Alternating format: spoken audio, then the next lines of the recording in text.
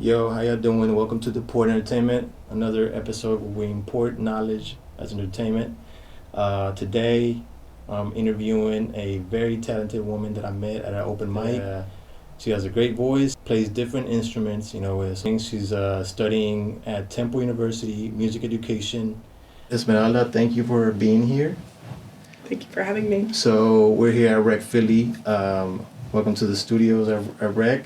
Yeah, what do you think about? I love it. I think it's beautiful. Everything is so professional, so clean. So for anybody who's looking to shoot, they should definitely come here if you're in Philly. Yeah, I agree. And you're also, so like as I mentioned, you're studying at Temple University, right? Yes, so I'm at Temple University. I study music education, and I've been working at this degree for forever. I did community college. I was at Montgomery County Community College. I did music there. Then I transferred over to Temple, and I've been like a part-time student. So I commute, I go back and forth, but I work, and I got to figure out how to pay my semester each. Hey, at the end of it, so it's difficult, but yeah, but we hustle. So, and absolutely. And keep going, definitely, because you're all already educating a lot of students. You already have students that you're teaching from what I see on Instagram, right? Yeah, I was very fortunate enough to have, I have a community, so I play for church. I've been playing for church since I was 8. So with the Hispanic community, I have a lot of kids that are now growing up and their parents, they're young, and they, are implementing education for their kids, so they want their kids to be very well-rounded. So they're doing sports, they're doing activities, but they're also doing music. So they come out and visit me, and I'm giving them lessons, and it's been great. And even people that are from other communities have joined in and have taken lessons with me. So I have like a student who's from the Ukraine, and he had to actually leave to come here, and he was escaping war and everything. And he was able to have classes with me, and he really, really wanted to study violin. And he's not somebody who wants to go into it full time. He just loves the instrument. And I always say music is for everybody. So it doesn't matter how old you are, the state of like what you're doing. You can always learn. So you think that I can learn? I've never really. Yeah, I think it's for everybody. Everybody has a voice. We all have our own voice. So even if you're not a trained singer, even if you just learn simple techniques or like one song, but you can go up in front of an audience and be able to sing, or like in your case, you do poetry and you're able to perform and connect with the audience, that's going to teach you a lot about yourself and about your own presence and your own like being. So I think it's all connected, spiritually, mentally, physically, how we work with others, how we're able to use our energy for good. Like I always wanted to at least learn one instrument. So you said you teach the violin? Yes, I teach violin. That's like my main. I'm classically trained. I'm not the best violinist by any means in comparison to a lot of my friends that are performers. The performers at school, they are dominating and they do their instrument and they are phenomenal. But for the music educators, we're more jack of all trades because we have to learn all the instruments and be proficient enough to teach band, orchestra, and choir, and then special education too. So we get stuck with all different types of ages, and we really get thrown in there. But I really like the education portion of Temple because they really train you to be able to do all that. Okay. Oh, so that's what you're learning, like all the instruments? All the instruments for band, orchestra, and choir. So, and then just choir, just having the different parts and how to be able to work with them from ages kindergarten to 12th grade. Wow. And special education too. Well, you have a bright future because, like you said, like who doesn't want their kids to, be musically talented like that? Yeah.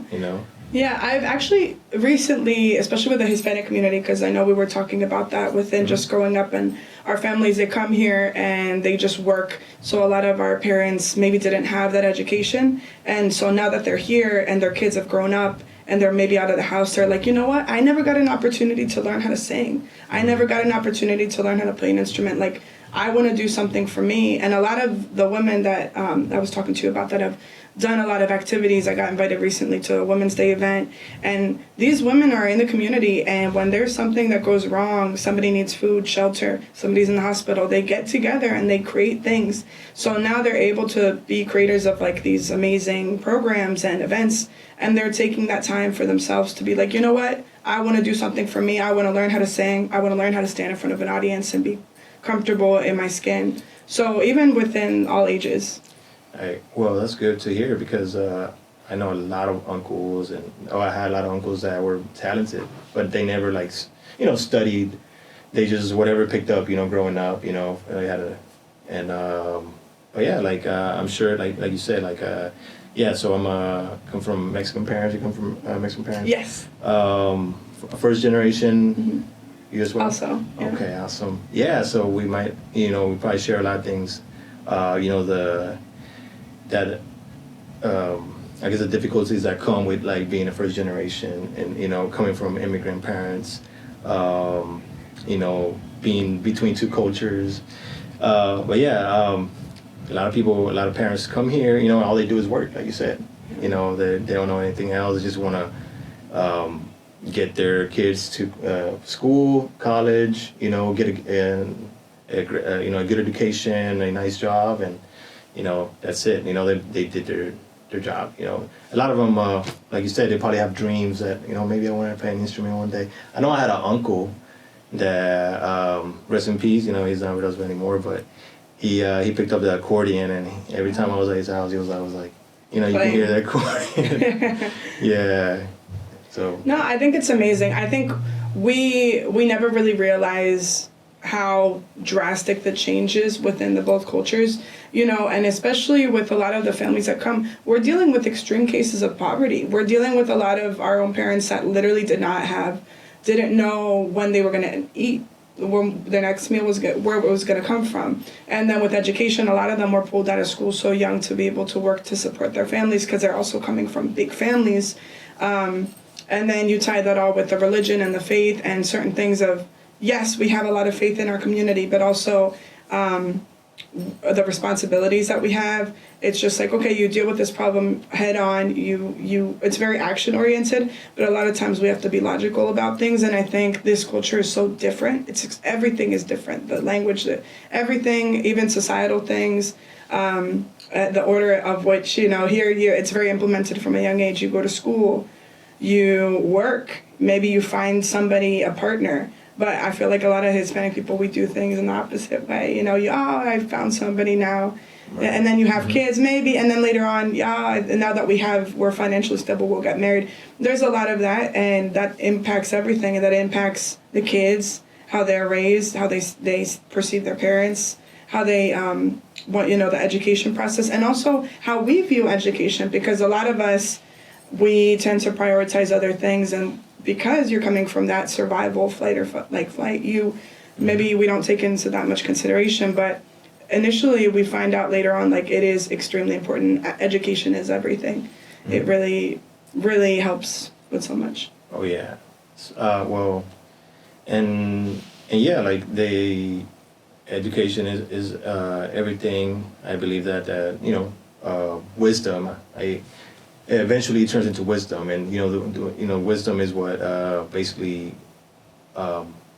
gets rid of ignorance. And ignorance sounds like a bad word, but it's just not knowing. What we don't know, right, sometimes hurts us. We don't. We just stay like the issues that some immigrants deal with would be just. It comes with like they don't have time for educating themselves, so they get taken advantage, and yeah. They deal with different adversities. So yeah, like I'm glad that you touch all that, like what it comes with, like having parents. And then how it affects us as well. Yeah, because it does affect us. It affects us because the cycle continues, and our parents are going to get older, and there's going to come a time. Like, I know when I go back to Mexico, I have to help my grandma get change. I have to help her with a diaper, get everything. Yeah. That's going to be my mom soon. That's a beautiful thing about the Mexican traditional, families. Yes. We still take care of our elders.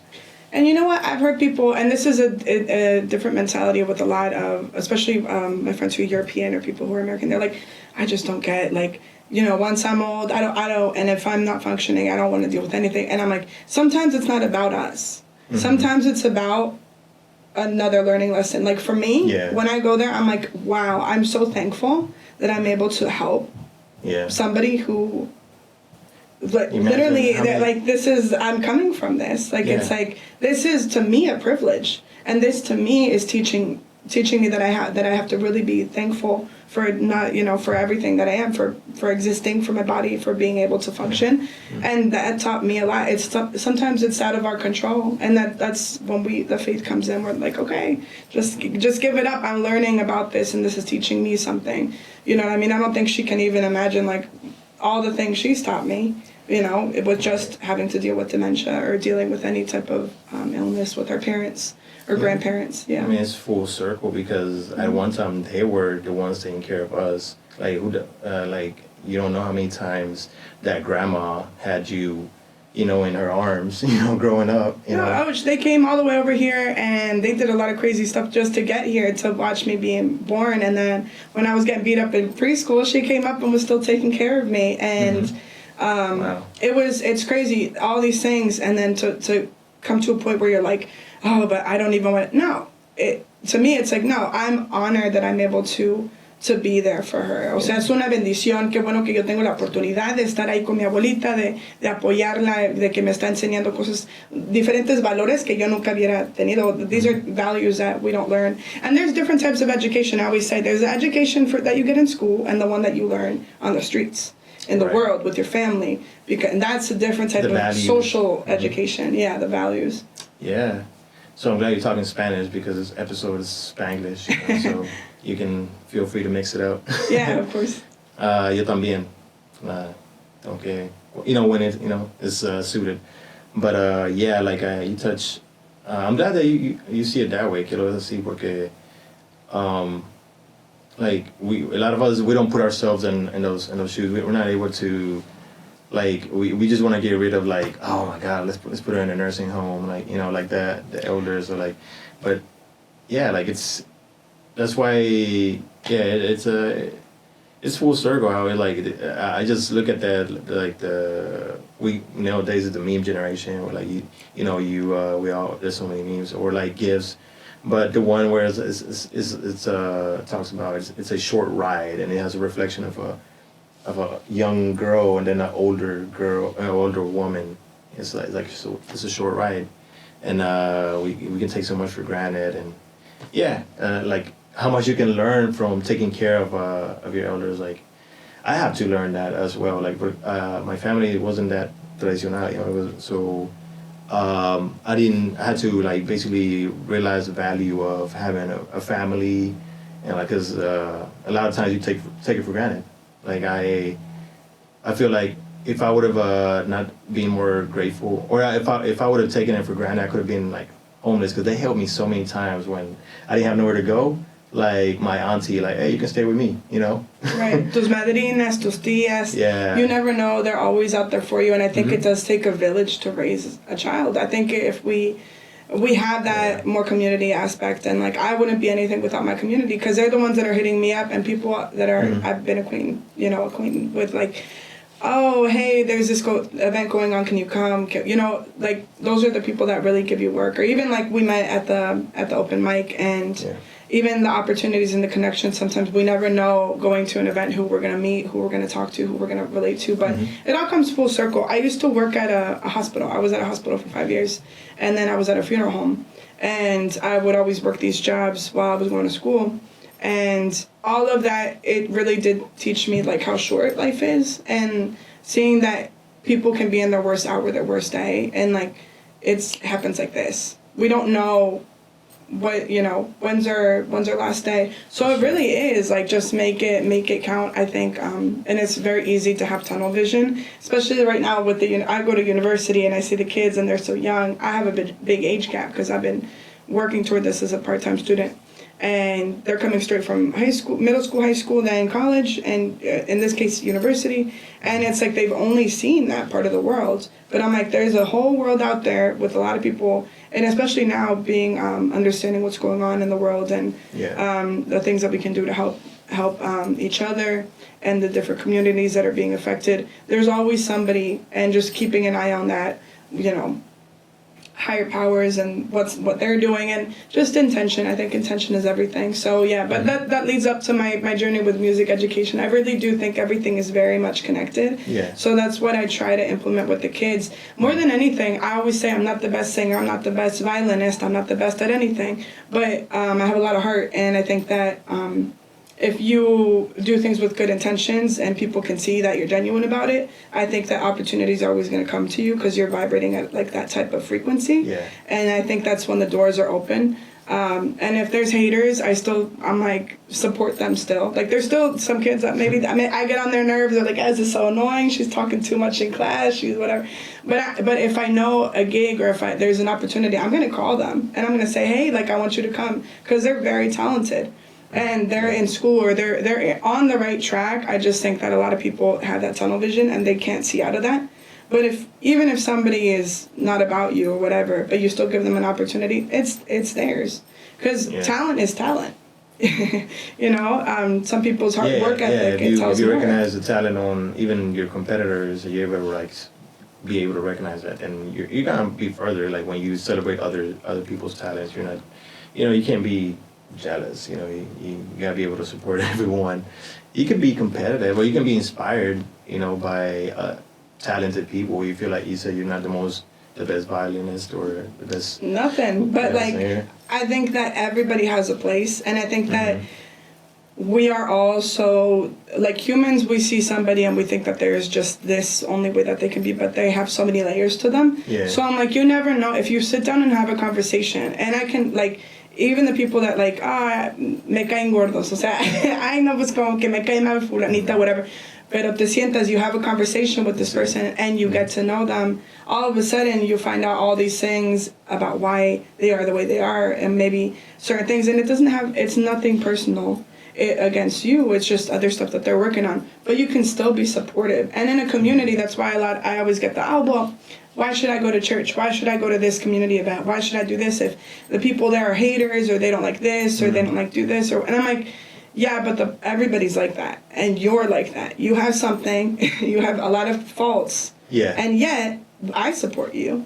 So why not support everybody else? We're not perfect. And I'm like, you will fail if you're looking for perfection in another human being. That's why I always say people that have a certain type of religion or a certain type of like idea or belief or whatever, and they are into like a higher power or whatever, or even people that don't, and they're just like, life is the way it is, they believe some philosophy, at least they know not to expect all of these things out of another human being, you know what I mean? And that way it takes off that pressure, so it lets us have more open doors for like more ideas and creativity and community.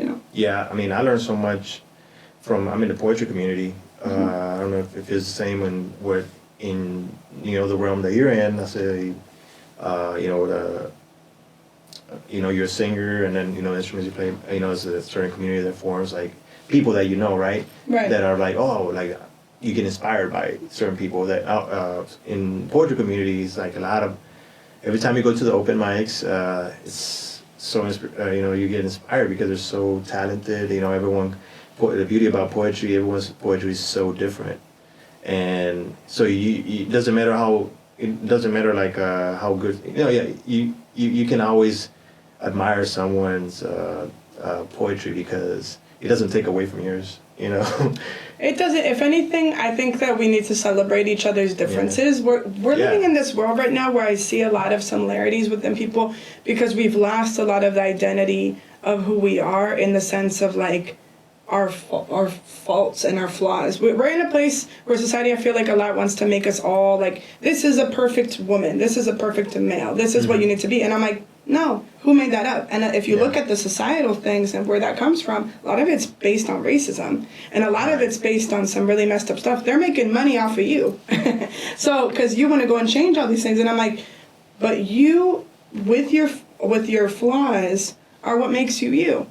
And essentially, this is kind of what we should be celebrated within any type of person, no matter what your gender is, no matter who you are. All of those things are what makes you who you are, and I think that that's something so beautiful. And like, if I wouldn't go to these open mics or anything, you know it, you see the people that are reading different poetry, they have a certain life experience, and learning about that and seeing them and seeing their human and their being, and being able to express themselves through their words and the art and the creativity, it's something very beautiful. You can't compare yourself to other people. It's just, everybody's so different and unique. No one plays the instrument exactly the same or sings exactly the same. Like, and that's what's so beautiful. But even what you do, like going out and like even doing it, or you do your music at church, right? And you perform at church. And, I'm at church. I'm at church every Sunday. I'm at community events. I'm teaching. I'm anywhere where I'm invited, especially weddings, quinceañeras. Serenata, like anytime where somebody's like, "Hey, can you come to my house?" Say for my mom, for whatever, any opportunity that I get within work, because I do get, that's what I how I make my living. It's an opportunity for me to be like, okay, this person, for them, for me, it's an everyday thing. Basically it's an accomplishment every time you do one. Right, but for them, it's the worst day of their life because it's a funeral. And you don't know what state that they're in, but maybe something I can do, even just by playing or singing, can bring some type of relief or some type of healing. Or maybe it's the best day of their life, it's their wedding and they're in love, and you want to celebrate that. So I feel like a lot of it, people are counting on me to come in and have a pretty positive energy. With it, or just bring the most of that, and that's a lot of work energetically. Like, it's a lot on me. You're giving yourself out to the audience, to whoever. It can be exhausting. It's very exhausting, but I think it's very rewarding, and I think that there's nothing more fulfilling sometimes when you see even like students getting better. Right now I have a little girl who she's playing violin, and just seeing her read the notes and be like, "Miss Ez, I know this," and she gets her violin and she already can play, and you can't tell her anything. She's got the confidence of the world, you know what I mean? So, and seeing a little 8-year-old do that, I'm like, wow, that's so inspiring to me, because I'm like, I need to be more like that, you know what I mean? And we learn. Like you said earlier, like you learn a lot from kids. Absolutely. They're just they're in the moment. Different. Oh yeah, absolutely. All the kids are different, and I think it's a shame sometimes the world can be so cruel, and we have a lot of expectations on them, especially so young, at 17, 18, oh, got to figure out what you're going to do for university, what you're going to do for the rest of your... And I'm like, no, go out, get a job, work, do some community service, okay? Get your feet on the ground, and then think and process about who you are, what you like, and what you're good at. And then go out, and little by little, that I tell everybody, go to community college, because you're going to go to community college, you'll figure who you are, like, while you're studying, or get a job, take a year off from school and just work, and you're going to find out and learn a lot about yourself. We're put under a lot of pressure, like you said. So. It's a lot of pressure. As soon as we're done with high school, we're like, hey, what are you going to do with your life? What are you going to do with your life? You can't even take a rest, like take a year off. Right. But a lot of people, like a lot of us don't have the opportunity to go backpacking across Europe, like, some of this. Well, it doesn't even have to be, look, get a job at the Starbucks, and you'll learn for like a year, and you'll learn a lot about dealing with other people. As a Latino, like the, how much of like backlash is gonna come from your family. Oh, you working at Starbucks? Well, we have a lot of like, quieren que ya seas hombre, or quieren que ya seas una mujer. Like, very quick, and I'm like, no, ma'am. Go to construction. Go into this. They want you to make money, and they already want you to pop out the kids. And I'm like, no, honey. Right. This isn't. You gave me these opportunities, and you gave me all these blessings and all these things. So I'm going to use what you taught me, and I'm going to stick with that and be responsible, because now I'm out of the survival fight or flight. And now I can actually have the freedom to pick and choose what I want. And isn't that what you wanted? You know what I mean? That's a simple thing. But parental support is everything. Like, if my parents didn't support me and weren't, like, believing in what I, am working towards, I absolutely would have had a much more difficult time. My parents come to all my... They're my number one fans. They always come out to every event usually that I go to, if they're able to, because they still work. And they're always there, and they understand the value that I'm trying to work towards finishing school and how long it's taken me throughout everything. So they're very understanding and they're like just very supportive. But I've seen other kids where their parents are like, oh, well, I think that hobby you do is not it. I don't like it. Oh, and yeah. and they shut you down. And I'm like, why are you shutting, your kid down with this? Like, maybe, sure, they like video games. Maybe they could be a music tech person or an audio or in film or a creator, an animator. Like, you don't know what could happen in the future with the kids' interests. What it could lead to. Yes. So never shut down anybody's, especially children's ideas. You Never. can get rich from just like making toy reviews, Oh, absolutely. Absolutely. I'm not a fan of having the kids always be on social media or like online because, they're young. I am very much like, wait until you're 18 and then you can start posting, because it's, the internet and everything. So addictive. It can be addictive, but also it's a little bit, you got to be careful. And it affects your mental health. Yeah, and with your it's been proven, studies. Especially the people that create the games, a lot of them are casino owners or know how to. They make all of that for the games that are so they know about the addiction. They know about how to do that. So they're trying to get the kids in. So I think it's good to take a little bit of a breather. And nature is free. Nature's free. Go outside, take a walk, get some air. Have you read the 4 Agreements? It talks about that. How the words that you choose, like towards like, for example, your kids, if you like tell them to shut up, you can't sing or something, and it's just a shutdown, and they stop. It messes up their everything, their self-esteem. They don't believe in themselves anymore. Yeah. But if you have a kid, even if you're growing a plant and you're kind to your plant, it's gonna grow. That's even scientifically proven too. Like there's certain things of how we treat each other and the energy that we're giving each other, and you can see people when they come from a very good family or they come from a supportive community, and when they don't. Unfortunately, and that's very evident. So my mom's a psychologist. Like she studied this. Yeah, she studied psychology in Mexico City, and that's how she came over here to Philly and was working. After the AIDS epidemic, she was around here, so there were still a lot of people that were sick and dealing with the effects of that.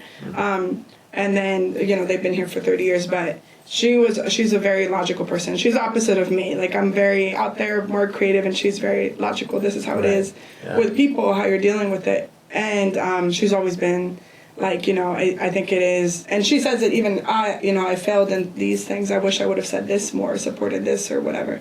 But having those conversations, I think, good with awareness our for parents. her, because not a lot of moms do that. I mean, it's good that she has that background. Well, it comes with maturity, and it comes with education. And if she didn't work, she's been working for over 15 years at Head Start. It's a free program a government program for low-income families. So they have the families come in, and every year she has like conferences, and she has group meetings with her with the people above that are creating these, and they have educators come in with doctorates, and they're like, this is how we're promoting this for a free program, right, for these kids, but this is how we should talk to them. And they give them lists, and they give them the parents information. They give free classes to the parents in Spanish and in English. So there's a lot of resources out there. I just think a lot of us, maybe we don't know, we need help. So never be afraid to ask. I tell everybody there are resources that are out there. Ask for a translator. Go to your kids' school events. Talk to the teachers.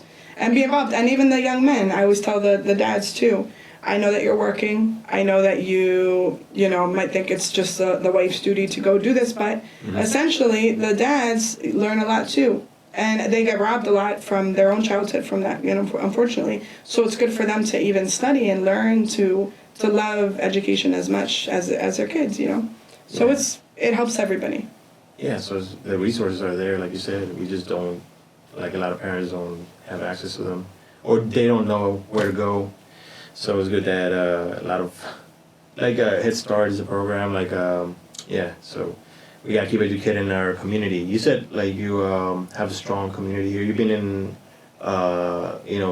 this is basically where you grew up, right? So I grew up in Lansdale, PA. So I go to St. Stanislaus. How's the Latino community? It's growing. So when I was first, like I said, when we first came here, I was born in Norristown, PA, and this was before Norristown. Everybody knows it now because there's so many Mexican restaurants and different shops and everything. But this was before all that. We're actually friends with some of the people that had their first stores there.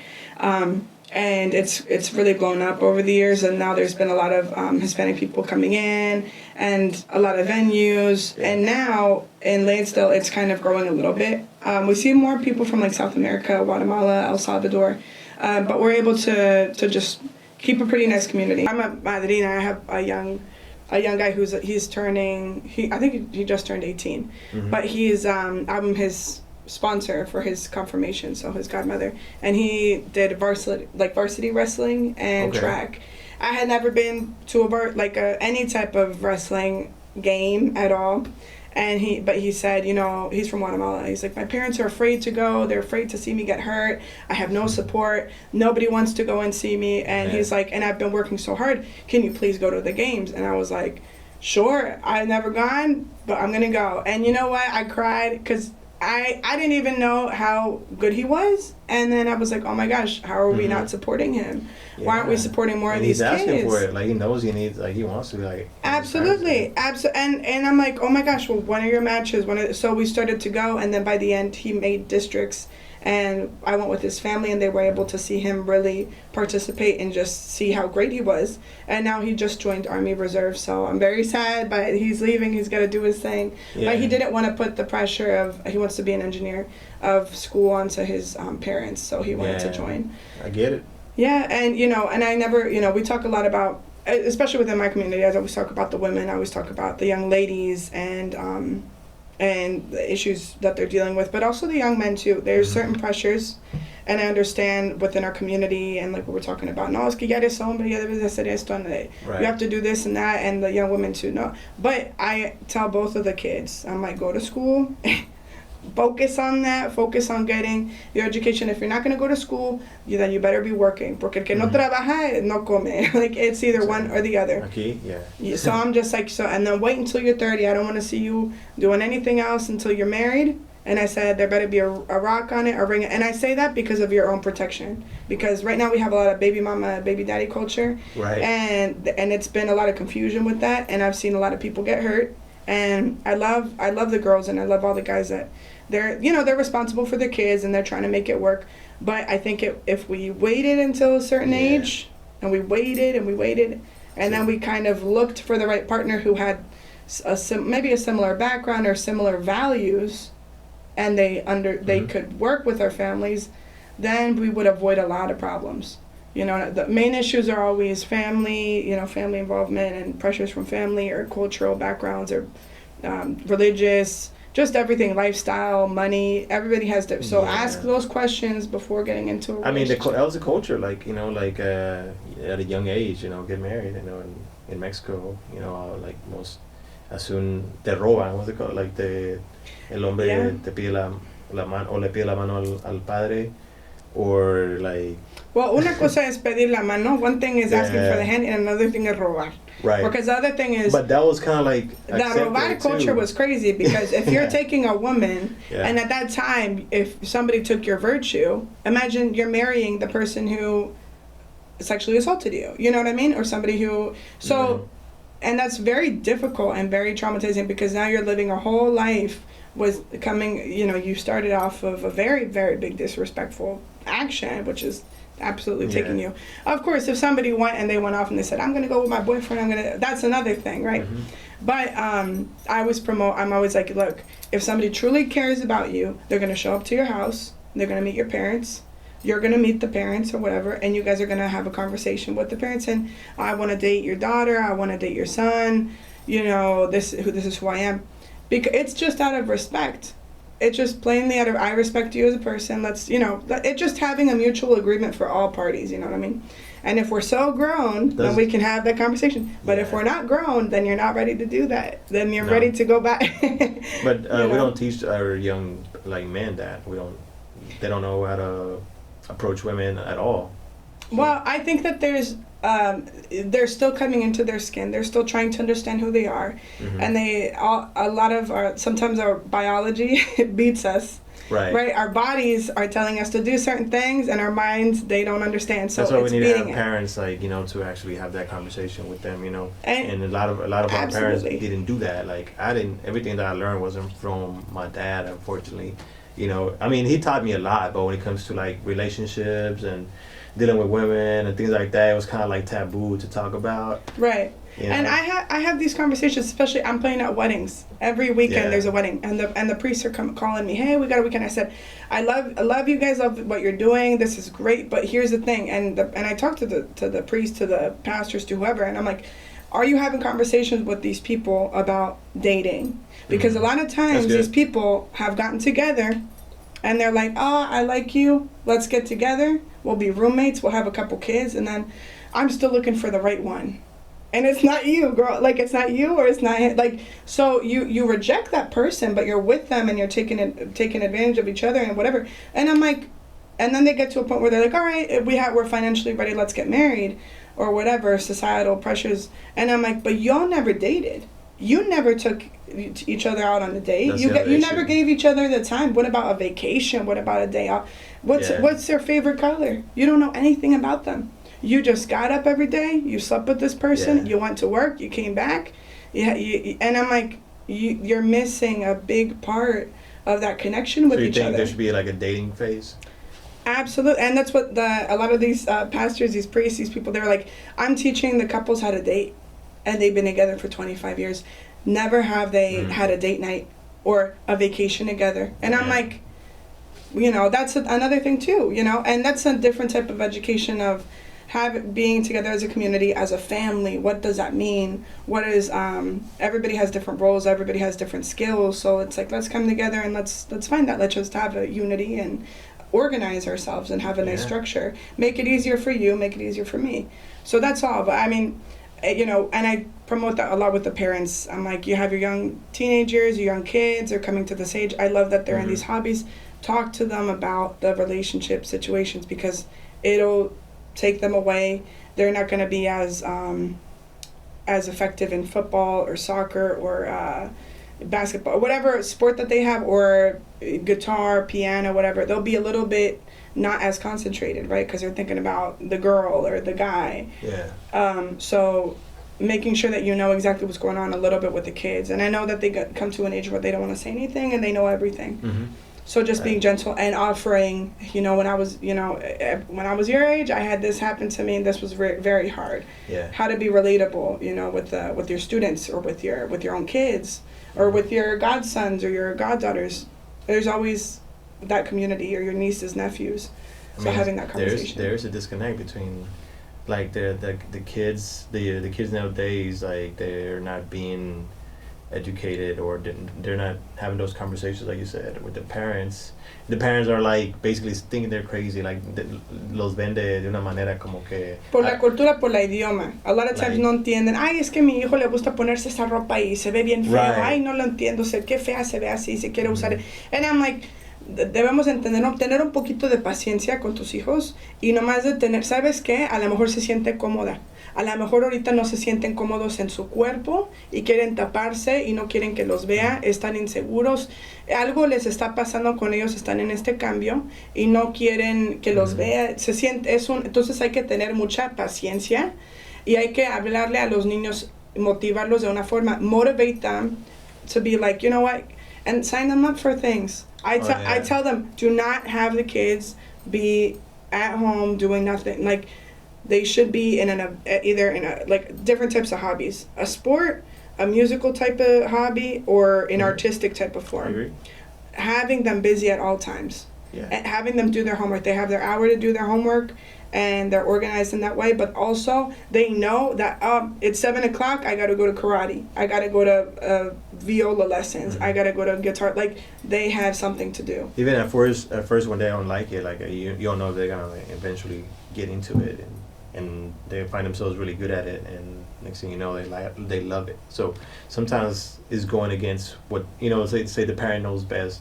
I do believe that. Like, we put a lot of if the kid wants this, that's up to him. Like, we put a lot of emphasis on like giving the kid having consent over certain things. Like nowadays, like el padre no tiene la misma, like, I know what's best for my kid. Like, I of course, like, there can be like those parents that are like swaying, like, or like doing things wrong, like, but I'm talking about like as a parent, they say you can't be the best, like el mejor amigo, but you also, like, you have to be a friend, but you also have to kind of like guide him. You can't tell him not, like, you can't do this, you can't do that. You just gotta have a way where, like, you let him play, you let him, like, try things, but you're also guiding him. Porque ahora, like, they say that, oh, yeah, whatever you want to do, and there's a lot of confusion, and like what kids want to be.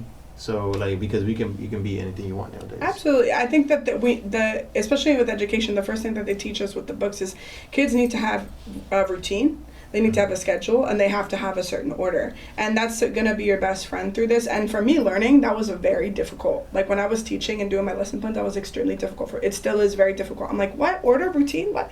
Like, and I grew up doing dance. I did 16 years of dance. I did orchestra. I was always booked and busy, and I was one thing after another. Then I was running. I was swimming. So I always did a lot. And that really helped me. But I never had a thought to myself, like, and it really does help you get out of trouble.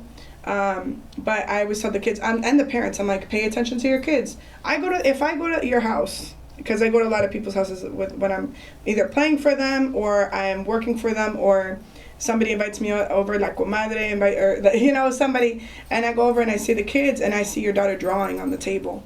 And I say, oh, you like to draw? Yeah, I like to draw. And they're like, Mira, I'm going to show you something. And they pull out a painting. And I'm like, oh, you're an artist. Right. Or a kid who's playing video games, and I'm like, oh, what's your favorite game? He tells me everything about the game, the layout, the coding. Wow. Or I go and I see another kid. Oh, he's in basketball, and I see his pictures. Oh, he's in... So I see the kids doing different activities, but I'm like, why are they not in soccer camp? Why are they not in basketball camp? Why are they not in art classes? Mm-hmm. What about dance? I see her dancing at parties. I think she has great energy. Has she... like... That's the thing. The problem is a lot of times we're so busy, and just as individuals are so busy. The parents are working too many, like, long hours. Yes. And sometimes they can't afford, like, these things, like, to put them on all these programs. I don't know, like, my sister, like, in Texas, she has 4 kids, and she's, like, taking them to soccer, volleyball. It can be done, but it can be pricey. Also, like, when you gotta work a certain amount of hours just to, like, pay bills, like, that's why these kids have no supervision. Yeah. And then, there's the iPad and the TV culture. Right. They just, here, have this, I gotta work, Yeah.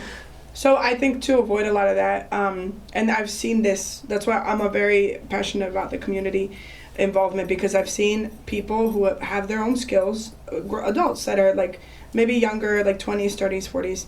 And I actually know a young woman, she has a program, it's a free art program, and she works with not only regular kids, but kids that have, like, learning disabilities or special needs. They're able to come in and do that free art class. Yeah. And there's people that do free like, I'm trying to start a choir in my own church, or like a little band with the kids, and it would be a program so that the kids can come together. They meet other kids that are also either immigrants or first gens, because they're growing up here, and we need support. We need friends that are going to understand the issues that we go through. It's very difficult. It's a very niche culture. Now it's getting more so, we're growing, but we need that support within each other, because when we go to school, a lot of time, I know for me, I didn't have anybody who looked like me, and I'm not even, like, everybody would, oh, estás güerita, but you have very dark hair, y estás media como, no sé, estás media rarita, estás narizona. Like, there would always be certain comments, like, oh, why are you hairy, why are you this, like, with other kids, when you're growing up. So as somebody growing up, you're like, oh my gosh, why, what's wrong with me, So you need to have a little bit of understanding and awareness. Predominantly, like, it was just white. A predominantly white. Yeah, it was very, like, once I got to high school, it was more diverse. There was a lot of, like, Asians, a lot of people from we had a lot of, like, foreign exchange students. So there were a lot more, and it was, like, more South Americans coming in. So I was able to get to know a few people, but it was still predominantly, like, very American, like, white culture. So, and you're always the odd one out in a bit. In my dance, I was the only one who was Mexican, and that was in, like, the whole academy. Yeah. So, and, it is different. It's a very niche, like, subject, I think, because you're growing up with those two different cultures, and it's You can always tell. You can always tell when somebody is like first gen or when somebody has that, you know. Right. So it's a lot. Were you but like shy, or like you didn't have a lot of people that you can like I had one. So I went to a school in Texas, but then I went for a semester in Indianapolis, and was predominantly white. Like and I felt the same way for like that, at least that semester, where like I didn't have like where do I sit? Who do I sit with during like lunch? I was looking for the Latino community, you know, like someone that looked like me, basically. So yeah, and then I felt like, and then compared to like the small town in Texas where I grew up, it was like everything. Like it was only one school, so it was like diverse, like, you know, everything in there.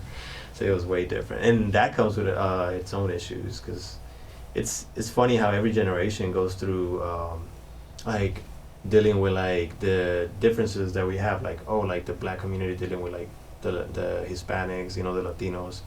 I don't know what term to use, but you know, Latino, Hispanic, Mexican, like depending on where you come from. But they had to learn. I mean, we had to learn how to deal with like other races as well, like, you know, and how to like celebrate our differences too. Because I remember like it was like a point where like it was Mexicans versus black at one point, or like it was like certain fights because we just getting to know each other. Like when you put like certain like people together, like they have to go through those like growing pains. Oh yeah, absolutely, yeah. And like we're basically like learning on how to deal with like culture, like they really, you know, all this mixed cultures that come together. It's a beautiful thing, but you know, it can get messy too. But that's what we need. But that's what people are like. Some people are trying to avoid. And we want more, like, like the immigrants are changing the culture and all this. You know? Well, that's good. I mean, honestly, like season your food. You know, like that's the way. And you know what? Go out and support other diverse communities. Like that. My thing is like, yeah, they're coming in to change things. Let's go out and celebrate it. And even with us, like. You go somewhere and it's nice to learn about maybe the way American culture, the way that they have a lot of order and structure with certain things. Sometimes we do need that, you know what I mean? But also they're learning from us. So like it's back and forth. It's always back and forth. But I just think that if we're open-minded and we're able to say, hey, I want to learn from this, like, let me go try it. Let me not be afraid of this, you know, and let me, even if I don't like it, let me at least try something and see if it works for me, and just sit down and have a conversation with each other. We have more similarities than we do differences. We're all human, right? We all have the same functions. Yeah. Sure, we have coming from different backgrounds, but we all have this. We all want the same things. At the end of the day, we all have that. So I really don't think that there needs to be all this division or this, and a lot of that comes from, if we had more systems within education, with like you were saying with your with that community, with that school where it was like just black kids and Hispanic kids, and you were able to have more every single day, learning something about each other's cultures, learning something and having more of that implemented, and just the music or something to bring everybody together. It is possible. Yeah. You know what I mean? So. No, yeah, I agree. Like, when it comes to, I mean, so being in a diverse environment is like, even in, I think that it's, there was a lot of like isolation when it comes to like the rural communities here. And now that like I wouldn't say immigrants, but like, times are changing where like it's more diverse even in rural areas. That's where people are like more like, since they've been living in a vacuum for way too long, like a bubble, or like they used to live in a suburban neighborhood where it was like predominantly like certain people, but now like diversity is expanding, you know, to certain areas, and they're like, everything's changing, make America great again. But yeah, like they were like times are changing, and like all this changes, like they're afraid that they're losing like certain power. It just like, this is a thing, and it's always gonna come to it. We weren't put on this earth to be comfortable, and we weren't put on this earth to be always with the same people all the time, and we were here to learn about each other, to learn about something, and I really do think that we're here for a learning lesson. If you died tomorrow and you never got the chance to experience something from another culture, or sit down and have a conversation with somebody who grew up different than you. How sad is that? And what a waste, to be honest with you. What a waste. It's a lot of people that you didn't get an opportunity to try something new and to have other connections with other people, and you were just stuck in your own little bubble. Yeah. That's what's really sad. It's not even so much of like a power thing. It's just like, I really do think that it's a fear. I'm like, you must be so scared to try something different. And the world is life is so short, and the world is so big. So it's like, it's such a waste to go years secluding yourself in that way. But I am hopeful for the future. I do see a lot of brightness within these kids. I think that there's going to come a point in time, and I'm seeing it now, with the kids, especially right now with the protests and everything going on. Yeah. The kids are speaking out, and the youth are speaking out, and they have always done that. Even in the 70s, even with Vietnam, even with a lot of political things going on, they were speaking out, and they were like, hey, the basic human rights, a lot of things, this is wrong. So I do think that when we get the power to come together and we're like, hey, we want to work towards something good, it will happen. And yes, people that are at the top, maybe they won't be so happy about it. But you know what? Life isn't about superficial things. Yeah. The material things, money and a lot of stuff like that, it comes and it goes. But your energy and your soul, it's if you keep it, right? If you're not, unfortunately, this world is not of that. I really do think that we all came here for a certain purpose, to learn and to try to be light as much as we can. Yeah. But if we're coming in with these negative intentions and we see people just mind, take, you're gonna die at the end of the day, and you're not taking anything with you. No. Nothing. Not billions of, it doesn't matter. You're not taking anything with you. And all that energy and the bad intentions that you had, that's the only thing that really is going to be your legacy. And it's sad. Somebody else is going to use it. But I really do think having a good intention with whatever you're doing. And I really do think that there is hope. I just think that we need more of that in our own households. Unfortunately, we go to school, and they're not going to educate us on certain values. We have to learn that at home. Right. You know what I mean? It's not teachers' That's the beauty of, like, I used to be like anti-traditionalist, like traditions, like why are we doing this? This is archaic. But like now, like I read a book that kind of like made me like look at like the rituals and traditions in a different way, like because what they keep together, like the glue, like it keeps families together, like, and like going to church, like doesn't matter what religion you're in, like if you see Muslims, you see Christians, you see Catholics, like most of the time, like they have like this bond, or like they go out and do things together, Yeah, I think that they have their communities, their families, and they prioritize those connections and those relationships that they have. And like you're saying, it really is the glue. And even those relationships, those friendships, like there's certain people that when I've been sick, because I've dealt with a lot of mental health issues, and whenever I was sick, I had people that were praying on me and that were wishing me well. Yeah. And you know what? It wasn't coming from kids from my school, and it wasn't coming from kids my own age.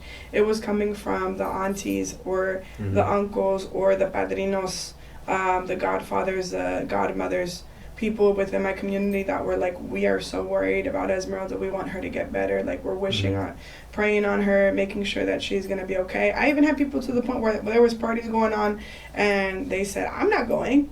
I'm sad. She's in the hospital, and she has always been at these events, and I can't even go. I can't fathom going. And my own parents were like, okay, then I guess we're not going to go. But because people have to continue on living their life. Even if I was sick, or whoever's sick, or somebody's going through something, you want to continue on your life. But even having the idea of like, oh my gosh, people are rooting for me, and you don't see that a lot of times. And you get a call, hey, maybe an aunt, maybe somebody from who knows where, somebody you met, and they're wishing well on you. All of that is really I used to take that for granted, yeah. But now I'm like, I try to be in the moment, because one thing, like me and my mom, like she wasn't like very like cariñosa and like affectionate, yeah. So we didn't have that strong bond. But like in the recent years, I've been working on it. I still gotta call more. She's in Texas. Oh, So okay. I need to Shout call out to more. the moms. Yeah, Especially for real. Mother's Day. Mother's Day just happened, and it is. I think is mental health month as well. It is. Yeah. Yeah, because it's very important to have a community, a support. So, like people that are there to support you, because that are aware that even people that are, even the strong people need support. So. Oh yeah, the strongest. People always make fun of me because I'm big. I'm pretty tall. I'm like 5'8", and I'm strong. So everybody's like, oh, you remind me of Luisa from Encanto, like the pressure, always under pressure. The song. Watch that Encanto. Oh yeah, and she's the one that comes out and she's like, like Coco. Yeah, she's the oldest sister, and I'm the middle sister, but I'm also the oldest. I'm the only sister.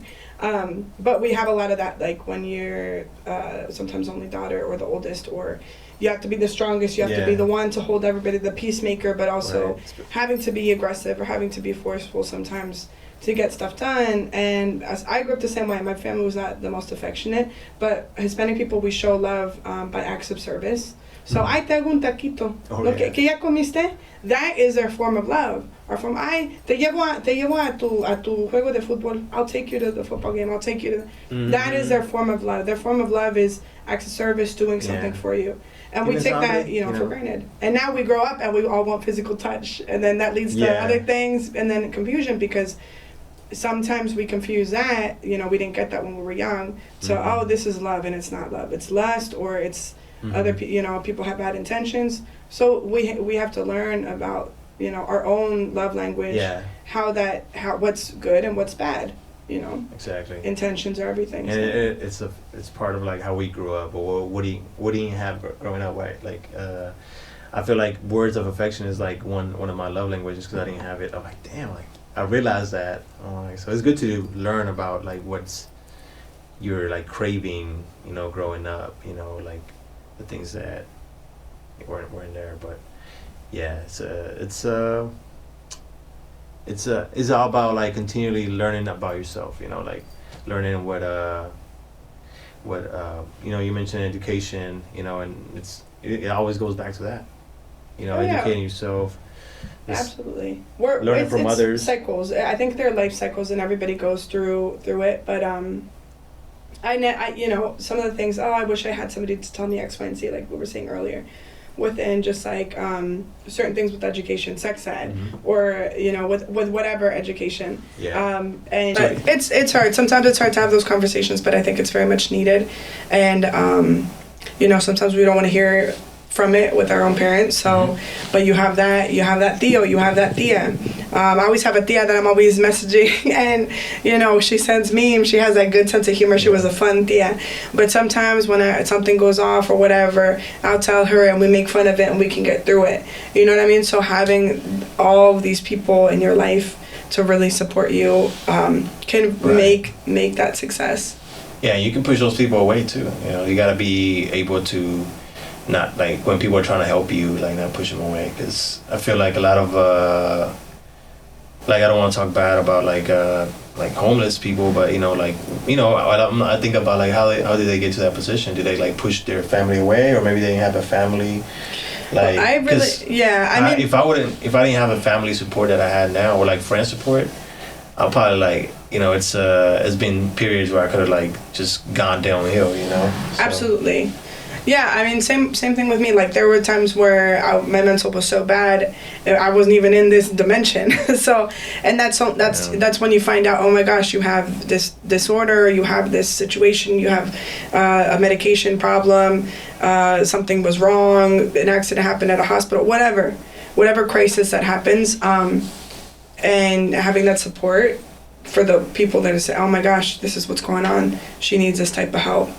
Let's get her, you know what I mean, or whatever situation. If we didn't have that family support, unfortunately, we have a lot of people that are homeless that are dealing with a lot of mental issues, and they're not getting the right medication, and they don't have that support. And even not having an ID and you have to pay like $50 to get an ID. You have to go to all these places. You have to do certain things, and if you're homeless, that's not really feasible to do. So it's not like the system really is promoting, oh, this is making it so much easier. You know what I mean? And even within drug addiction and a lot of things, we have, you know, everything going on right now with the fentanyl crisis. Especially here, we've seen it here a lot, especially in Kensington. We've seen it in Philly. And we've seen how bad it's gotten really bad. Yeah. And a lot of that is because they're putting it in cigarettes, they're putting it in weed, they're putting it in everything. So it's like even people you never thought would have been addicted are being addicted. When I was at the hospital over and I was working there, I saw the people come in, and it was crazy, like losing 90 pounds in literally a month. Like absolutely, your skin, everything, it just completely consumes you, and it's so horrifying. But we need to be able to also have those places of relief for them, and having, like I said, if you have a community, you have that support. And if you know anybody going through addiction, and you know anybody who's going through any type of mental health related issue, there are services and there are resources for them.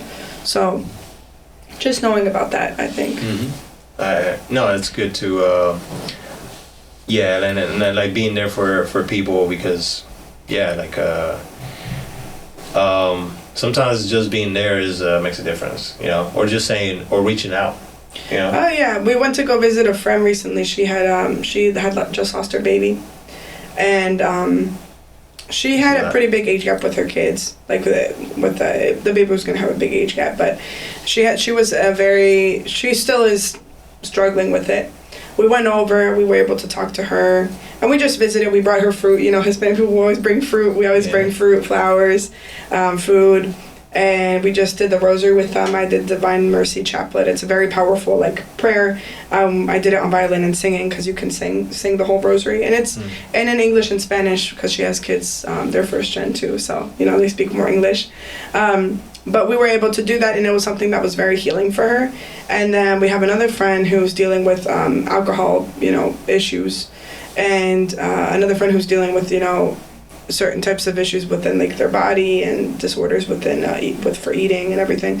So there's different people that, you know, but they need support and they need love, and I think they need just compassion. And sometimes they're not really looking for solutions a lot. Like sometimes they just need somebody to talk to, and that is the solution.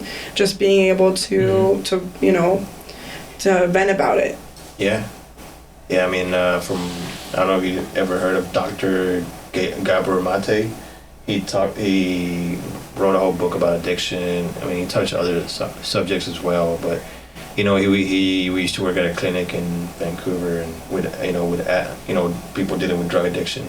So he learned a lot about him. Yeah, and it's a lot of like stigma, you know, like dealing with, like, they're seen a certain way instead of, like, you know, they're vilified, you know.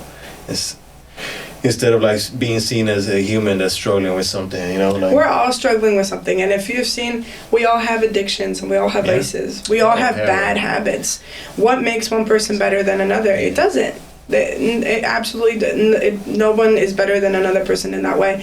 Everybody still is able to have dignity in the same respect. So it's like kind of ridiculous at this point in time that we're seeing people like this and separating everybody, you know. And I always say, like, the universe doesn't separate anybody, you know. No. God or you know, whatever anybody believes in, a higher power, they don't see us as a category. Like humans, we put each other in a box. This girl, she's only for the night. She's for 10 p.m. and midnight. This person, she's wifey. This person, this person's good for this is a person I need for We put everybody in a box and in a category, and we're not seeing each other's souls. We're not seeing each other as human, really. Yeah. We're objectifying each other. We're seeing what we can get out of each other, unfortunately. And, you know, I would say the universe doesn't see us like that. We all have the same dignity. We all came out of the same place, have the same problems. Yeah. So what makes us any better than the next person? In reality, nothing. Nothing, absolutely. Especially when we die. When you get put in that box, I couldn't tell the difference with anybody. I think I saw a quote from, what's his name? This actor basically saying that, like, we all would think, like, everyone thinks they're God until, like, except, like, when they gotta deal with their like, with the, basically, yeah, we gotta poop. Like, we didn't have like, to digest, and we would all think we're gods. But then, yeah, we're like, we owe, like, we have certain limitations. We're humans, you know. We're special. Like we're more than the body. And yeah, like seeing, like you said, the universe doesn't divide. You know, it's all one. Like I agree. Like that's where the problems start. Like, oh, those people are different than us. You know, those people are not like us. Like they're different. Like that's a lot of division going on. Like even between Democrats and Republicans. Like I just, especially with the politics of everything. I don't even think that. To be honest with, if we looked at the history of where the even Democrats and all of that, even religion. If we looked at the history, and in the past we see a lot of people. Humans and the human nature and the side of somebody's always taking advantage of other people, and there's always and there's always these divisions, and somebody has an agenda. Somebody always has something where, oh, I'm going to use this for my own narrative or for my own thing. So in reality, it's like we need to be very careful about who we're following, what we're seeing, what we're consuming, who we're supporting. I'm not perfect. No one's perfect. We all make mistakes, sure, but I think just getting out of that ignorance, like we were talking about earlier, and being like, hey, now that I know that this is wrong, or now that I know that this is not, you know, this person is doing this, or maybe I shouldn't be supporting them, or maybe I should distance myself with them, or if there's somebody who's in your close contact, you know, I'm not anybody who's big or whatever, but hey, you know, this kind of thing, this kind of seems a little bit off, you know, or having a conversation, you know, not promoting hate, but just being like, I don't need this energy, you know, unfortunately, like maybe it's affecting me in a negative way, but we can still have honor and dignity with each other. I really do think that we can have that universal just compassion, like just empathy. Our differences, like we all are different. We're like, because we have, you know, we have different backgrounds, but yeah, we are humans. You know, we have similar emotions. We have similar patterns. Like we joy, happiness, anger, all those things. We go through the same things. You know, to a certain extent. Like and then there's like the little things like our skin color, like things like that we have to, you know, people say, oh, I don't see color, you know. You gotta see all the colors. You gotta see all, you know, the beauty in everybody, the beauty in everything. Absolutely. I think that everybody has like an implicit bias in some point, or somebody has prejudice or whatever. That's why there's great tests out there, and there's a lot of information and resources. I know for us within school, all the music educators, we have to take these tests and everything because we're going to be put into wherever, and we got to be ready to be faced with different cultures and communities and backgrounds and people going through different things. So we have to be ready for that. And even so, I think sometimes we get really consumed with the superficial parts of this. We get very into the ego side of things, of you know, where we're placing our value. And lately it's been a lot of like the physical, you know, and I have friends that are phenomenal. They do body training, they do lifting, they do all these things. Yeah. And I've seen them get sick. Like not through doing that, but something happened, some other thing happened, or they ended up in a hospital, they had an accident. And they said to me, you know what, Esmeralda, at that point, this didn't matter. Exactly. It doesn't. It didn't matter because I was in such a bad situation, I got sick, whatever. And everything, all my training and everything was at a stop. And not even with training, but even academia, with school too. You can be the smartest person, you can do all this stuff, all of a sudden something happens and you're not ready. Something happens to us, we're not ready. And that it's with whatever, you could be the hardest working person, an accident, God forbid, you know, something happens, we're not ready. And that's why I'm like, we gotta be ready, and we have to be mentally there.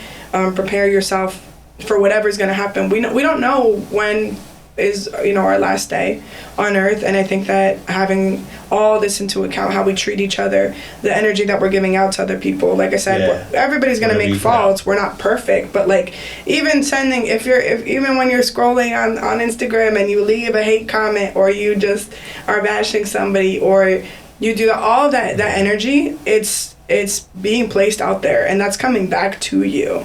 And you might not realize it, but all of that's the reason sometimes our subconscious gets attached to that. And you know, we don't want to say, oh my gosh, it's not, you know, oh, I don't know why this is happening to me, if I work out, if I do this, if I look great, if I'm, and it's like, but what is your subconscious telling you? What are your true feelings? What are your intentions? If they're negative, negativity is going to come back.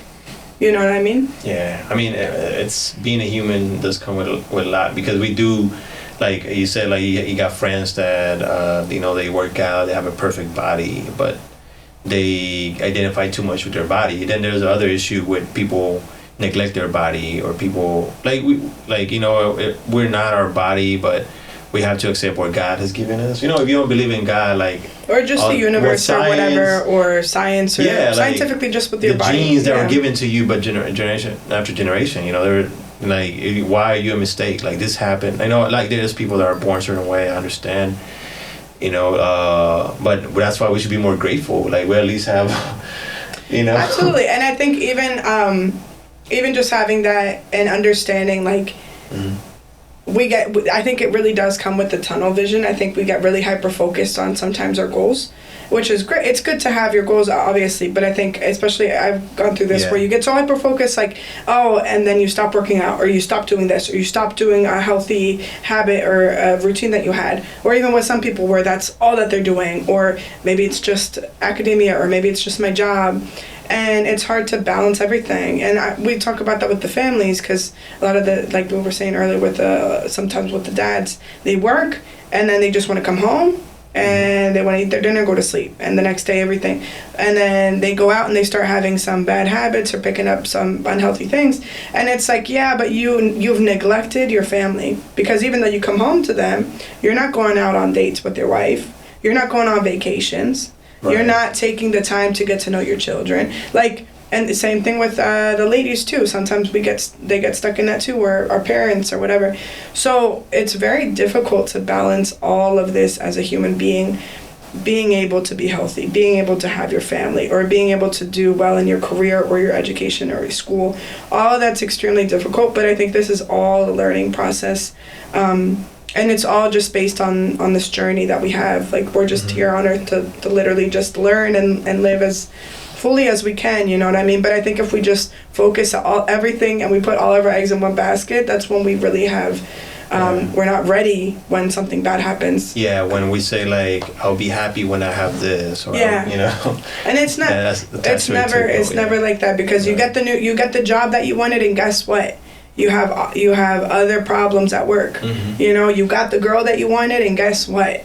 She has these issues. Right, you don't want it anymore, because when you just want it for something superficial, then you're gonna get tired of it, and you're gonna seek novelty. So yeah, it's because not everything is all. It's not all just surface level, unfortunately. Right. You could be with the most beautiful person in the world, and guess what? They come with a lot of maybe mental health issues, or maybe family issues, or maybe they need help with it. Like, there's certain things that you don't know about certain people, and then once you get into that, then it's a whole other world. So that's why I always say, focus on, if you're a young guy, or you're a young lady, young man, focus on going to school and, doing that, and obviously being healthy, taking care of yourself. Mm-hmm. Focus on your family, your relationship with your parents, with your siblings.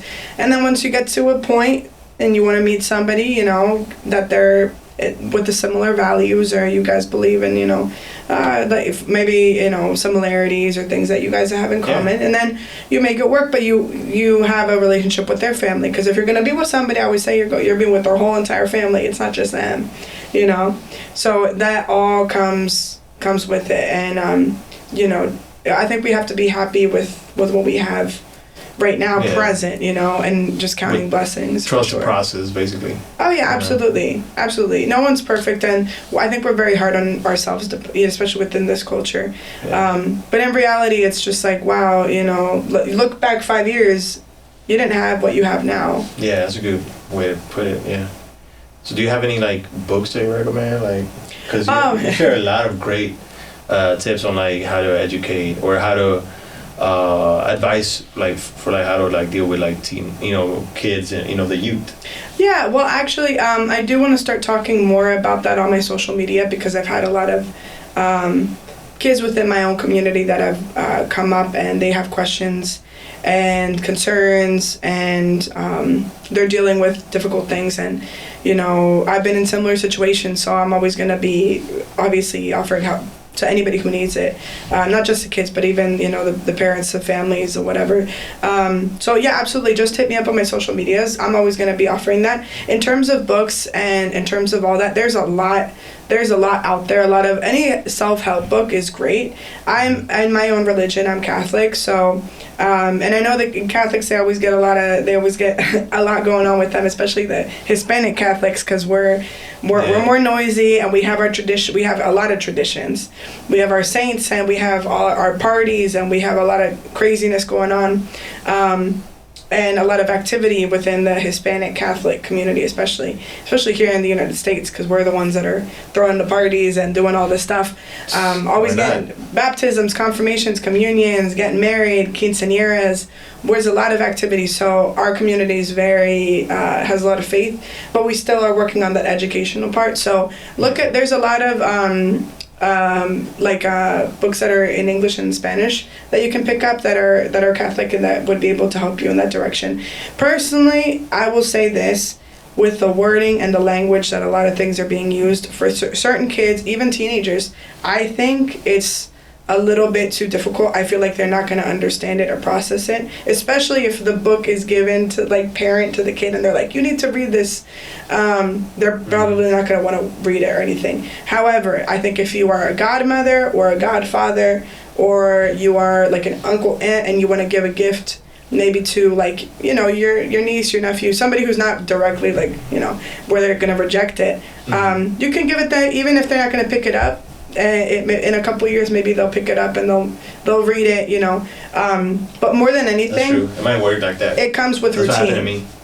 It comes with routine. I think if every day you're telling your kids, or every day you see your godson, or for the godparents or the padrinos or the tias and tias, even if they don't see the kid every day, or they see them once a week or every 2 months, every time you see that kid, you give them a hug and you treat them kindly and everything. They're gonna be looking out for you and letting them know that you are with them. I think more than anything, we need that oral, just tradition of talking, communicating, and having that support. That's more than any books, because the books are great, but I will be honest, the young kids, they have a difficult time with reading them. So and the kids right now, they love reels. So that's why I post reels. Yeah. And they want fast. They're consuming very fast media. They don't even read if you post an Instagram paragraph, they're not going to read it. They want to see a reel. They want to see a video. We need to make kids read again. I know we need to make the kids read, of course. But implement that within the with your families, if you have a time to sit down and read a book with your kid, absolutely. But more than anything, I think it all starts within your house and your community. Yeah, so if I didn't have a strong tight-knit community like that, so I had to rely on books. That's why I said that. Oh yeah, no, the books are great. I know there are some kids that are great. But if you have the community, if you have people there, you have the godfather, the godmother there, looking out for you, then you can learn from them. You can skip all these books and learn from them. Yeah, and the books are great, but even just journaling and meditating or praying. So absolutely. There's YouTube videos. There's all these tools on the internet. Google is free. Just check it out. Look online and see different rosaries for different days. Even just if you're reading the Bible, or if you're studying, or whatever, you can really go through, or just listen to it on YouTube, or some type of reflection, some type of meditation, if that's within your religion. If it's not within your religion, then whatever is in your religion, look up what the resources are for that. And I think just providing more of a sense of grounding, and even just taking a walk sometimes. Just meditating, just taking a walk, touching grass. I think we're I guess touching the point of make sure that you trust your curiosity, continue to wanting to learn, seeking knowledge. That's what they need to keep, that attitude, of growth, of learning, of continually to trust yourself, trying different things to feel better, because sometimes we feel a certain way because we don't know. It's just about, like you said, journaling can help. It's about uncovering why we feel a certain way, sometimes through a person, through journaling, meditation, Oh a yeah, walk. absolutely. A walk, just having a little bit of like the grounding, and like I said, the reason I always tell the parents to put their kids in all these activities is because with the activities they're gonna get a sense of discipline, and they're gonna sense of order and community and teamwork. So all of those skills are gonna help them in their career in the future and whatever they decide to do. But at least having that foundation. And that's the main purpose. And even with us, I'm a late bloomer, so I had to have my foundation laid out later in life. And now I've had that order, but I'm still working on it every day, you know. And especially within, you know, I'm a cis woman, so my energies are very, very different, and I deal with other things. So I have to work with what's going to work with me, you know. And I had a teacher, she was like, be your own advocate. You are your own best friend. Don't make things more difficult for yourself. Like, you need to speak up for yourself, and you need to make sure that you are being there for you. Yeah, because we're all winging it. All of us are trying to, you know, figure it out. You know, of course, we like get into certain like patterns, or like, you know, like certain like certainty. Like we need to also be ready for change, but we also need to like establish certain like routines, certain patterns, you know, or like certain habits. Oh yeah, absolutely. And I think it's good being blunt with the kids and being blunt with your community or your friends, even people that are adults and that are my own age or older or whatever. Sometimes we need to hear the hard truth about things, and we need tough love, and be okay with sometimes losing friendships too, because there are people that will just want yes men and will be yes, everything you say, oh, you're perfect, great, whatever. And there comes a time when you have to tell them, girl, you're not on the right track. I'm worried for you, I'm scared for you. And if they send you to heck, you have to be okay with that. Right. And if their family comes after you, or whoever knows, or the boyfriend or the whoever or the best friends or whoever comes after you and they say, I can't believe you did, you can say, yeah, you know what, I'm sorry for maybe communicating that in a way that was maybe too aggressive for them, sure. But I stay with the fact of, if this situation doesn't get any better, like, or whatever, I have to cut myself out. Yeah, because it's now affecting me, and now I'm worried about you, but you don't want to make any changes. Yeah. And you have to know when to say, this is it, you know what I mean? Wish you the best, and you know, you can keep supporting them, whatever, but that's it for me. And it's also very difficult, and sometimes it is heartbreaking within a relationship, a friendship, whatever. Oh yeah, it's always difficult to say goodbye to people you're close to, so yeah. But you know, it's sometimes we gotta create that room for what's really for us, you know, by cutting certain ties, certain things behind. Yeah. But yeah, I feel like it was a great conversation. I think it's getting ready to wrap it up. Yeah, absolutely. Thank you so much. Definitely, like, we'd love to like have you again and even cover like certain other topics, like that you know, music theory. Yeah, we have so much to talk about. Music maybe theory. Maybe even listen to like some of you know, you singing or you playing the violin, because you're definitely talented. You say you're not the best, but you're, you know, I don't know a lot of people that actually do what you do, so thank you should so be much. Yeah, definitely proud of yourself, of your accomplishments. Thank you. No, it means a lot. It was a rough semester for sure, and I think there was just a lot of changes. So a lot of times, anybody who's an artist or a musician or whatever, there's always a self-doubt, and I think you know, hearing you know, any type of record, even just a, you know, thank you is well, it was great discovering you, you know, like going to the open mic. I'm like, oh wow, like I never, like most open mics that I go to is like, you know, R&B or rock. I love R&B and rock too. Hip hop for the most part. Like, I had to sing a ranchero, you know. Yeah, you switched it up on me. I'm like, okay, I wasn't ready for this, but okay. You know, I have to get them ready. Yeah, well, it's a cultural thing. I think even if it's I'm at an environment where everybody's listening to rock or hip hop or whatever, I'll sing it. I'll do whatever. But I'm always gonna implement something within the culture. But you're very diverse with like you try different genres as well. Yeah, I did alternative. I did a Paramore song. I did a Amy Winehouse. She was more like jazz, R&B, like blues, that type of pop style. And then alternative, and then with rancheras, always a ranchera and then a Selena song, a cumbia. Got to. So yeah, different, whatever people want. And especially for the events, I always customize playlists. So anytime anybody wants to hire me for an event, for a wedding or whatever, I have the sequence. Instagram. What's your Instagram again? Esmeralda Liqueur. So I combined my parents' name, Laster Cortez, and I just did Liqueur. There you go. Just to make it shorter. But yeah, so anytime anybody needs an event, you let me know what your favorite songs are. I have the sequence and the playlist ready for you.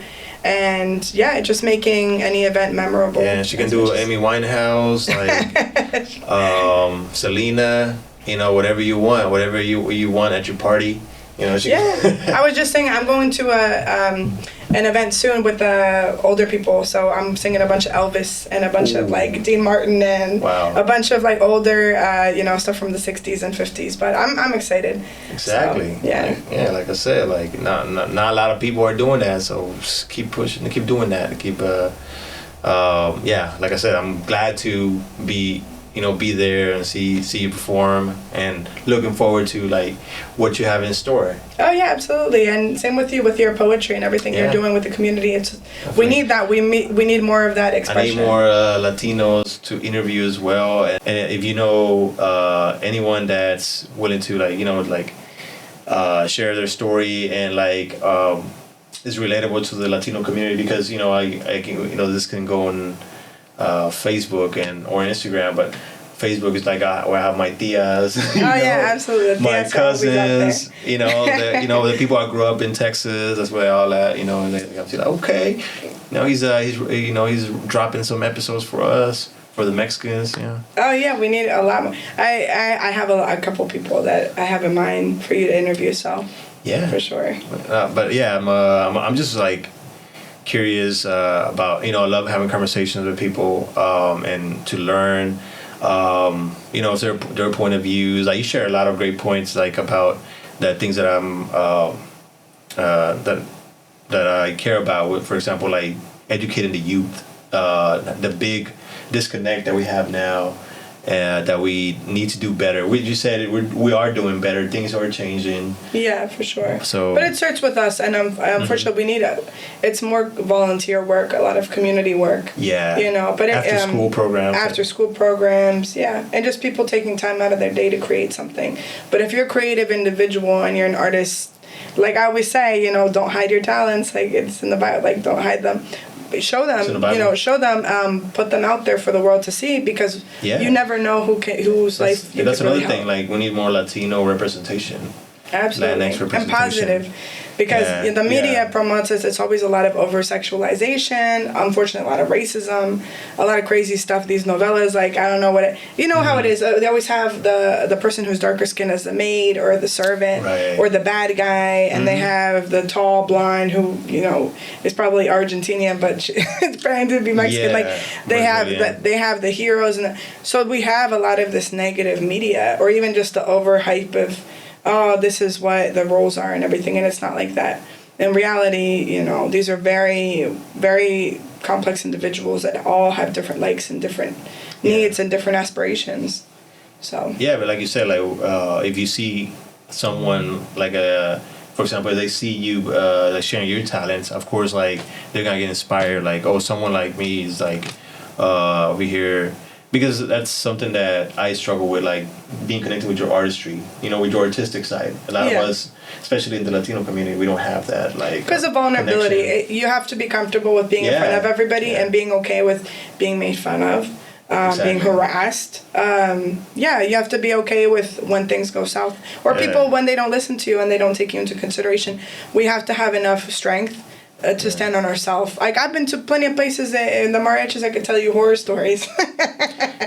We're going up to these things and having people do all types of stuff, and I'm like, okay, but I wouldn't be who I am without that, and that all taught me a lot of how to deal with people and events and with whatever comes my way, and you have to stand on your own 2 feet, And kudos to you for putting yourself out there. Like I said, like, that's the key. Instead of like being at home, like, I'm never gonna. Well, just, I don't know when my last day is, and I always say that.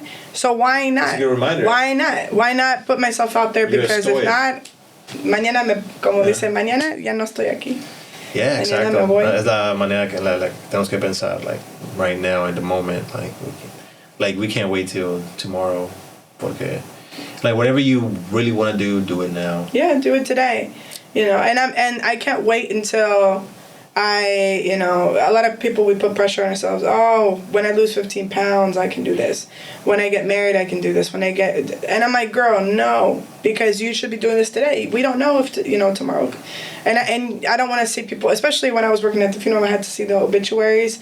And I'm like, oh my gosh, this person died so young and they never got to do all of these things. And in my head, I'm imagining, what's my obituary going to look like? Yeah. You know what I mean? And that's the truth. Because I feel like we all have a story to tell as well. Like, we all can have a book in us, Everybody, every single person. Or un talento que escondido, Oh, absolutely. So, and I see these kids and they're so young and they're doing so many activities, and I'm like, they have so much strength to be able to continue and get up every day and work and do what they got to do, and even with the parents. So why not share those stories? And it's amazing sitting down and talking to people and getting to know them. So for sure. Yeah, absolutely. Never stop that, like, being curious about other people.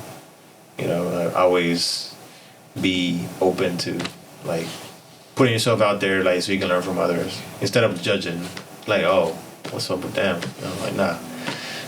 Yeah, I think especially when you're younger, when we're younger, we just have a little bit more tunnel vision. I think we get stuck in that way. It's not until we get older and we're a little bit more mature to be able to put ourselves in other people's shoes and be like, deal with our emotions, like, why sometimes we don't know why we feel a certain way about certain people. And then we learn more about ourselves. Like, oh, I was just jealous because, or insecure about this thing, Absolutely. As, even young men or even guys also, have a lot of insecurities. That's why we act the way we act sometimes, Absolutely. And I see that within, it's, and I think that's where we have to have a little bit more love and compassion and a lot of patience. And it's, ay, ¿qué pasa, mijo? ¿Cómo estás? You see the kids and they're, ay, pero ya estás bien fuerte, ya veo que eres muy inteligente, que estás haciendo mejor. Like, when you see the kids in your community, hype them up, talk to them, because they're going to come home and they're dealing with everyday life with mom, dad, and everything. Right. They need the help. In their ways. The parents are like, ¿para qué haces eso? Ponte a trabajar and all this. Like, deja de jugar ese juego. Like, ¿para qué vas al gimnasio? Deja de jugar fútbol. Like, things like that. Yeah, absolutely. But when you see the aunt and the uncle, ay, mi amor, estás guapísimo. So ay, qué bueno que estás bien. So we have to do our job to support the kids, and not the kids that we don't see every day, or that, and hype each other up. Really, in all honesty, we have to do that. Yeah, it was a TikTok video that I shared. I had to repost porque it was talk about how the biggest, like, thing in life is, like, or the biggest tragedy in life is we die not knowing how much we were loved. Like, maybe, like, walking down the street and your smile brightened someone's day and you weren't aware of that, or like this little thing that you did today, like you opened a door for someone, or you, like, looked at someone, like you acknowledged someone, or like basically just seeing someone saw you on your way on their way to work and it just made their day, because like, this person is, like, this aura or something, like. Oh my God, that happens to me all the time. I see some of these girls and I'm like, oh my God, she's gorgeous, she's stunning, she's just, the aesthetic is everything. She looks like a 1920s French model. Like, I love her outfit, everything. And you think about that and I'm like, oh my God, I wonder whatever happened to that girl, Or you just see people out in the streets or an older lady who just smiles and has a good energy, and her out, she's sickening, and I'm like, yes, like, or even just a young man and he's out with his friends and they're young and they're just living their life, and I'm like, good for them. I'm glad that they're in their little group and they're supporting each other and they're just, they're having a good, they're young, so you're able to admire things about everybody, for sure. I remember seeing a guy waiting for the bus with a crown, and I'll never forget him. He had, like, a crown by himself, like, maybe it was his birthday. Okay, king. Yeah, I don't know, but he was, like, bold enough to have that, and I was like, wow, he just, that's the type of boldness that you have. You admire. Strangers. Absolutely. You can learn from strangers. So well, again, like, thank you. I think we covered a lot, and I feel that people can learn a lot from, like, a lot of advice for the young people, parents, and if you have talents, or if you like, on the fence about like, should I do this, should I do that, just do it, because you never know. Absolutely, yeah. And on my social medias, if you guys follow me, I'm gonna try to really be more active on there with what you guys wanna know. Because I've had some people hit me up with oh, what about standing in front of people? I have awful stage fright, and I'm not the best performer, but even with that, I'm just like, there's certain things, and it all comes from our own security within ourselves, and just getting over like, what, if people like you, great. If they don't, they don't. And just certain things, or even with the music theory, I do like some voice tutorials, like how to sing like Juan Gabriel, how to sing like Luis Miguel. So I have a couple things like that. So yeah, but let me know in the comments. Let me know in any of my socials like what you guys want to see too, and I'll be out there. Or even life advice if you guys just want to know a little bit more of my experiences personally with just growing up, or with what I'm doing with activities and hobbies, even if it's dating, or if it's with a family or religion or relationships or friendships or anything. Just let me know. Like, I'm always gonna be here. I'm a tia, so I'm always I always have the tia vibe. So you need a tia to talk to me. So it's all good. Absolutely. Yeah. No, I appreciate for sharing that, and for this is the Port Entertainment. We're here with Esmeralda, and we're basically tuning out, Thank you so much for having me. Thank you so much. Everyone, thank you for listening. Blessings, bendiciones. Hasta luego. Hasta luego. Vaya con Dios.